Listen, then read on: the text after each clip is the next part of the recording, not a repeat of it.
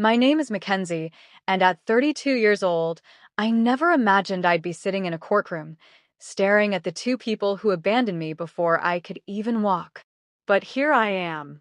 Across the aisle sit my biological parents, people I haven't spoken to since the day they left me on my grandparents' doorstep. They aren't here to apologize, to reconnect, or to make peace. They're here to sue me for my grandfather's $3.4 million estate. The courtroom feels cold, like it's intentionally designed to strip emotion from every moment. My parents' lawyer is speaking in a polished tone about legal rights of inheritance and bloodline entitlement. My own lawyer sits quietly, letting him talk. We both know the truth isn't on their side, even if the law gives them room to argue. To understand how I got here, you have to go back 3 decades. My parents, Julia and Thomas, were young, reckless, and unprepared when I was born. My mother was 21, my father 23. They didn't want responsibility, not when it interfered with their plans. My grandfather used to tell me the story of that morning. He said he woke up to the sound of crying on his porch. When he opened the door, there I was, wrapped in a thin blanket with a note that said, "We can't do this." No signature. Just those 4 words. He brought me inside, held me, and told my grandmother, "She's ours now." From that moment on, I wasn't just their granddaughter. I was their daughter in every way that mattered. Growing up, I had the kind of childhood that money couldn't buy. My grandparents weren't wealthy then, but they gave me stability, love, and structure. My grandfather, Robert, was a retired Navy officer turned small business owner. My grandmother, Elaine, was a teacher who believed in the power of education. They worked hard and made sure I understood that my life would be what I built with my own hands. When I was 12, my grandfather's company began to grow. He expanded into construction and real estate, slowly turning it into a multi-million-dollar business. He always said he wanted to leave behind something meaningful, not just money, but a legacy of effort and honesty. Meanwhile, my biological parents were ghosts. I heard rumors they moved to another state, had other kids, and never looked back. The only trace they left was that crumpled note, which my grandmother kept in a small box along with my baby blanket. By the time I graduated law school, my grandparents were both in their 70s. I became a prosecutor, partly because I wanted to fight for justice, but mostly because I had been given a second chance at life, and I wanted to honor that. My grandfather used to joke, "If anyone ever tries to mess with you, kid, you've got both brains and law on your side." I never thought those words would become this literal. 2 years ago, my grandmother passed away peacefully. My grandfather was heartbroken but determined to stay active. We'd have dinner together every Sunday, and he'd tell me stories from his Navy days. Then one night, he handed me a sealed envelope. "You'll need this someday," he said. "Don't open it until the time is right." I didn't understand then, but I do now. When he died 8 months later, it shattered me. He was my world, the only father figure I ever knew. I arranged the funeral, handled the estate paperwork, and tried to grieve privately. That's when the letters started showing up. First, from a law firm I didn't recognize. Then, from a name that made me feel sick. Julia and Thomas Reynolds, my biological parents.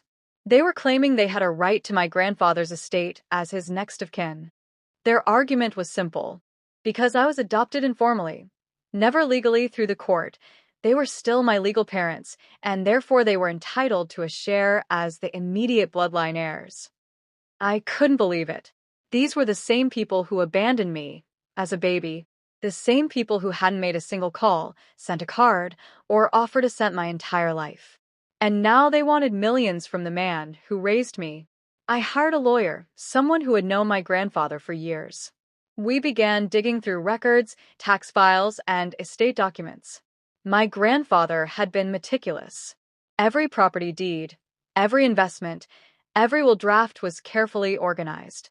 And at the bottom of one folder, I found something that made my hands shake, a handwritten letter addressed to me, sealed in that same envelope he'd given me months before. It said, "Mackenzie, if you're reading this, it means I'm gone, and your birth parents have probably remembered you exist. Let them talk about blood. You have something more powerful, proof of who really stood by you. Keep the receipts, literally. I've left everything documented. Love, Grandpa. The next few weeks were a blur of legal filings and emotional exhaustion.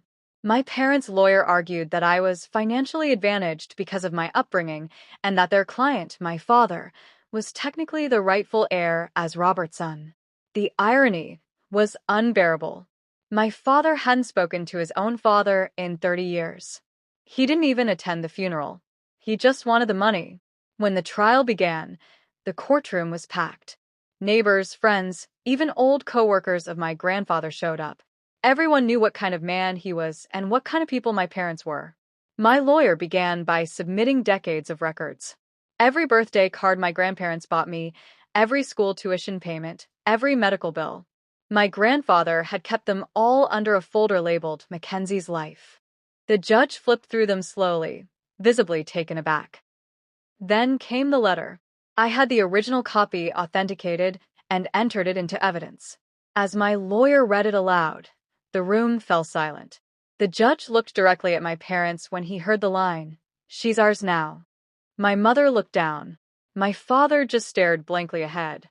Their lawyer tried to argue that emotional care didn't equal legal ownership. He said, "My clients made a mistake in their youth, but they remain the biological parents and therefore the rightful heirs." I could feel my chest tighten, but I stayed composed. When it was my turn to take the stand, I spoke calmly. I told the court that I wasn't fighting for money.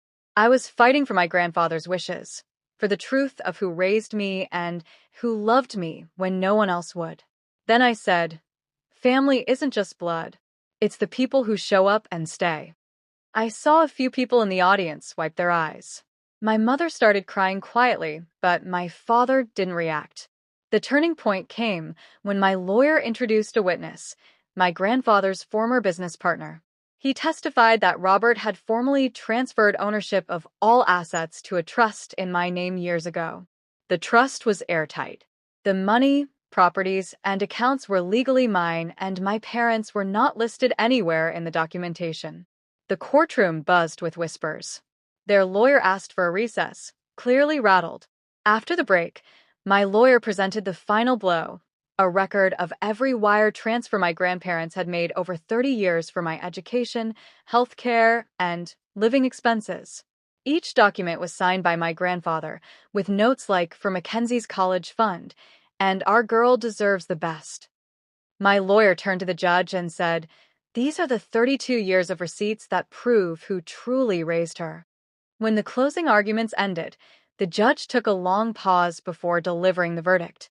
He said, "In this court's opinion, the spirit of family extends beyond biology. The evidence shows a lifetime of parental care, responsibility, and financial provision by Mr. Robert Hayes. Therefore, the estate rightfully belongs to Ms. Mackenzie Hayes. The plaintiff's claim is denied." My parents looked stunned. My father's lawyer whispered something to him, but he just stared at me, expressionless. My mother sobbed quietly, saying, "We just wanted what was ours." I stood up and replied, "You had that chance 32 years ago." When I walked out of that courtroom, it felt like the weight of my entire childhood lifted. I didn't feel victorious. I felt free. The money didn't matter. It was never about that. It was about proving that love and loyalty mean more than DNA. My grandfather's legacy wasn't the $3.4 million. It was the life he built for me, the person he helped me become. That lesson has carried me through every hard moment. I learned that love is not a word. It's a record of choices. And when people show you who they are, you believe them. My parents showed me who they were when they walked away, and my grandparents showed me what real love looks like when they stayed. Today, the house my grandfather built is still standing. His old desk is in my office now, with that same letter framed beside it. Every time I look at it, I'm reminded of what he said, "Keep the receipts." Because in the end, love leaves evidence. So when people ask me how it feels to have won $3.4 million, I tell them this. I didn't win anything. I just kept what was already mine. The truth, the legacy, and the proof that family is about who shows up, not who shares your blood.